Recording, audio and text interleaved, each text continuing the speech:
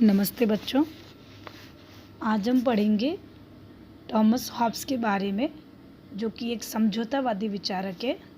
समझौतावादी विचारकों की श्रेणी में 3 विचारकों को हम पढ़ेंगे: थॉमस हॉब्स, जॉन लॉक और रूसो।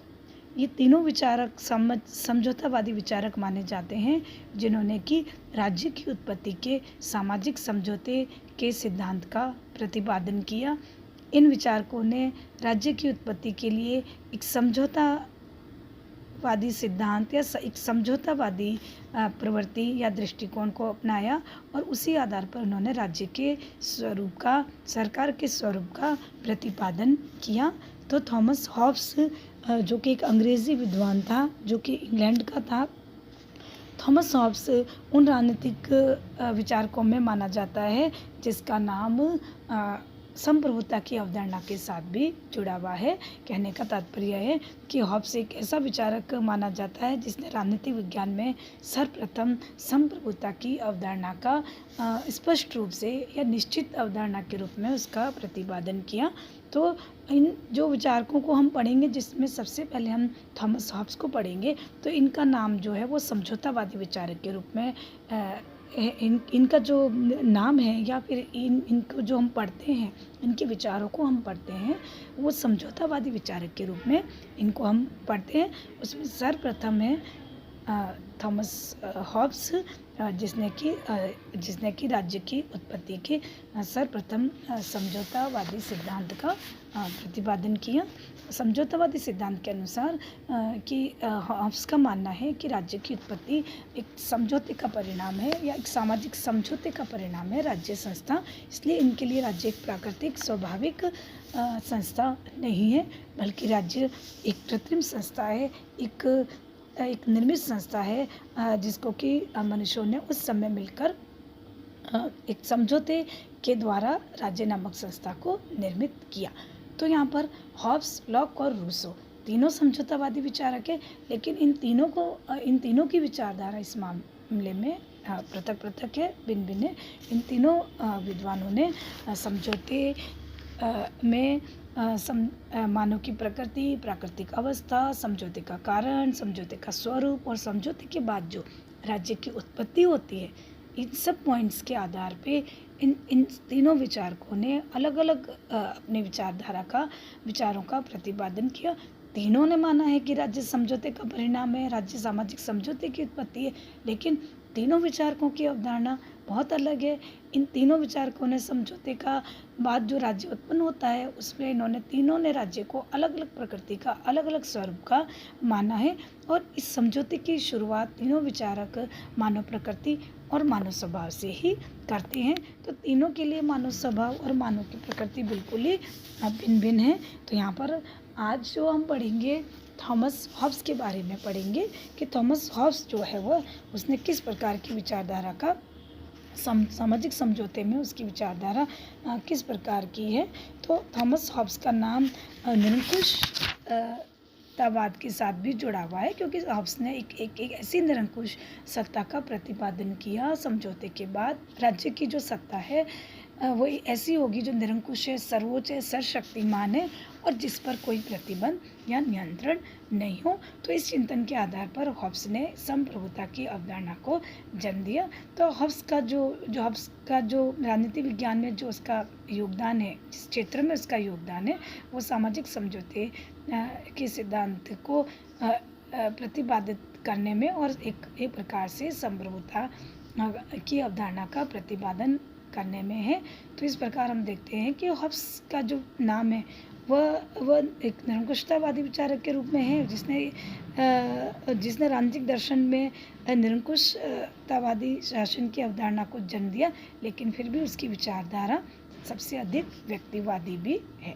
तो इस प्रकार हम देखते हैं कि राजनीतिक वैज्ञानिकों की श्रेणी में हॉब्स एक ऐसा विचारक माना जाता है जिसने कि उस समय मध्ययुगीन राजनीतिक समस्याओं और विचारों से बाहर निकलकर नई राजनीतिक अवधारणा और विचारधाराओं को जन्म दिया।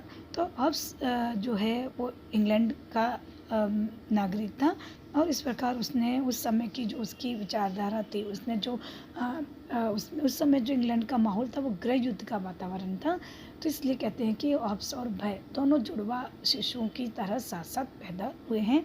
तो इस आधार पर हॉब्स की विचारधारा हम देखते हैं कि इसलिए हॉब्स के विचारों पर थोड़ा मानव प्रकृति और निरंकुश राज्य की जो निरंकुश अवधारणा का जो उसने प्रतिपादन किया वो उसी का ही परिणाम है। तो उस समय इंग्लैंड में जो गृह युद्ध का वातावरण था, उस आधार पर उसने राजतंत्र वादियों की एक आलोचना उस समय की और यह कहा कि एक निरंकुश राज सत्ता जो है वो इंग्लैंड की सुरक्षा के लिए ज़रूरी है। तो उस समय हॉब्स ने जो रचनाएं हॉब्स की राजनीतिक विज्ञान में उसके जो विचार है वो उसकी कुछ रचनाओं में है जो कि राजनीतिक विज्ञान में प्रसिद्ध या मानी जाती है, जिसको हम जो हॉब्स के राजनीतिक विचारों का प्रतिपादन करती है।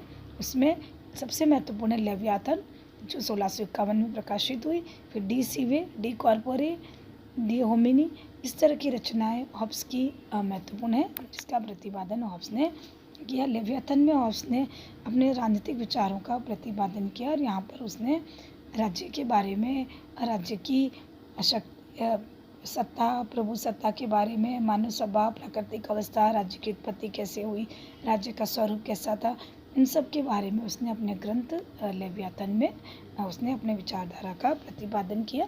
तो लेवियाथन का जो शाब्दिक अर्थ अगर हम देखें तो एक समुद्री राक्षस की तरह होता है। तो उसके माध्यम से उसने समझौते से जो उत्पन्न एक संपूर्ण संप्रभुता या संप्रभु राज्य होता है, राजशक्ति होती है, उसका उसने उसको स्वरूप या एक सिंबल दिया है लेवियाथन का। उसने यहाँ पर लेवियाथन का शाब्दिक अर्थ होता है एक समुद्री राक्षस की तरह जो निरंकुश सर्वोच्च होता है।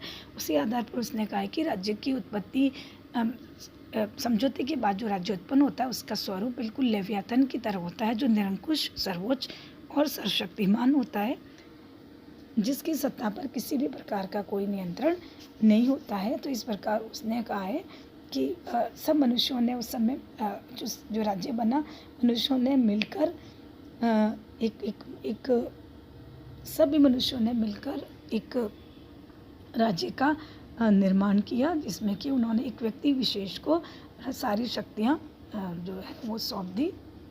तो इस प्रकार वह ये प्रतिपादित करता है कि सभी व्यक्तियों ने मिलकर उस महामानव का नाम जो कि लेवियाथन था, उसमें उसने छोटे छोटे मनुष्यों ने सबने मिलकर एक लेवियाथन एक संप्रभु का जन्म दिया जिसमें कि उन्होंने उन सब मनुष्यों ने मिलकर अपने सारे अधिकार, प्राकृतिक अवस्था में जो सारे अधिकार थे वो उस लेवियाथन को या संप्रभु को प्रदान कर दिए और उसके बाद जो संप्रभुता उत्पन्न होती है उसको उसने लेवियाथन का नाम दिया है। तो इस प्रकार उसने कहा है कि ये लेवियाथन जो है वो शासन के क्षेत्र में सर्वोच्च अधिकार रखता है।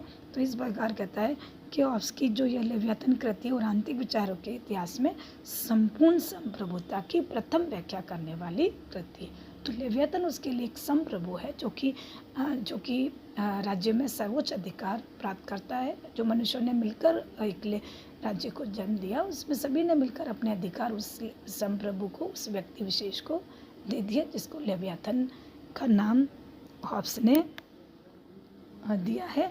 तो इस प्रकार हम देखें कि हॉब्स के चिंतन पर बहुत सारी परिस्थितियों का प्रभाव पड़ा। हॉब्स की जो पद्धति थी वो वैज्ञानिक भौतिकवाद की पद्धति है। हॉब्स ने अपने विचारों का जो प्रतिपादन है वो वैज्ञानिक एक भौतिकवादी पद्धति के आधार पर किया है। तो इस प्रकार हॉब्स का जो वर्णन हम पढ़ेंगे, हॉब्स के विचार जो पढ़ेंगे उसमें हम उसकी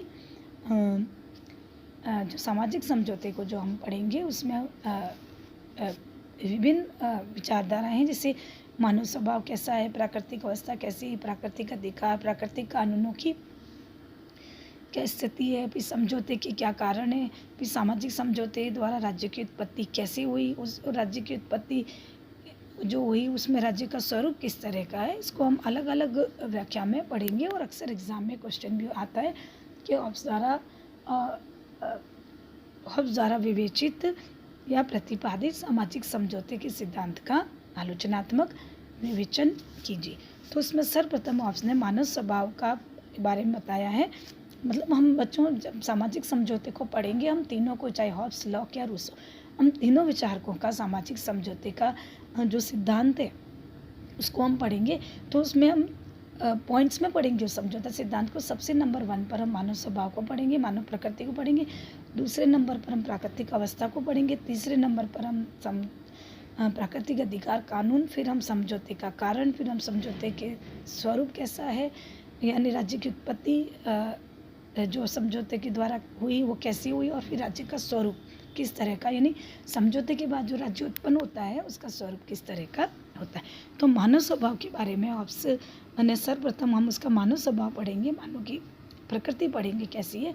तो हॉब्स, चूँकि हॉब्स के समय इंग्लैंड में गृह युद्ध चल रहा था, गृह युद्ध का टाइम था, इसलिए उसने मानव स्वभाव के घृणित पक्ष को, बुरे पक्ष को देखा है। इसलिए वो मनुष्य को स्वार्थी, झगड़ालू, हिंसक, दुष्ट, विवेकहीन प्राणी मानता है। तो यहाँ पर उसके अनुसार उसका मानना था कि मनुष्य जो है वह एक प्रकार से भय से संचालित होता है, और इस आधार पर उसने कहा है कि मनुष्य जो है वो एक प्रकार से एक ऐसा प्राणी है जो कि अच्छाई बुराई में जो अपने स्वभाव से बुरा होता है, जो अपने सुख और आनंद को प्राप्त करना चाहता है और दूसरों के सुख को दबाना चाहता है। अपनी इच्छाओं की पूर्ति के लिए वो दूसरों के ऊपर शक्ति का प्रयोग करना चाहता है। तो इस प्रकार हॉब्स ने कहा है कि मानव का सब काम जो है स्वार्थ से प्रेरित होता है। मनुष्य दो चीज़ों से प्रभावित होता है, एक भय और सुरक्षा। तो वो अपने आत्म सुरक्षा करना चाहता है, और अपने इस आधार पर जो मानव का जो प्रकृति है, जो स्वभाव है, वो कहते हैं कि सभी मनुष्य जो है वो एक समान होते हैं। और इस आधार पर उसने कहा है कि मनुष्य निरंतर संघर्ष में लीन रहता है। मनुष्य के साथ निरंतर संघर्ष में लीन रहता है, जिसमें 3 चीज़ें महत्वपूर्ण होती है, प्रतिद्वंद्विता, भय और कीर्ति। ये मनुष्य का एक उद्देश्य होता है जो मनुष्य उसको प्राप्त करना चाहता है। तो इस प्रकार मनुष्य अपने स्वार्थों को पूरा करने के लिए निरंतर संघर्ष और हिंसा में लीन रहता है, और अपने साथियों के साथ उसका जो है वो अपनी संपत्ति को, अपने अधिकार को सुरक्षित रखना चाहता है। तो इस प्रकार जिसकी लाठी उसकी भैंस वाली स्थिति प्राकृतिक अवस्था में होती है।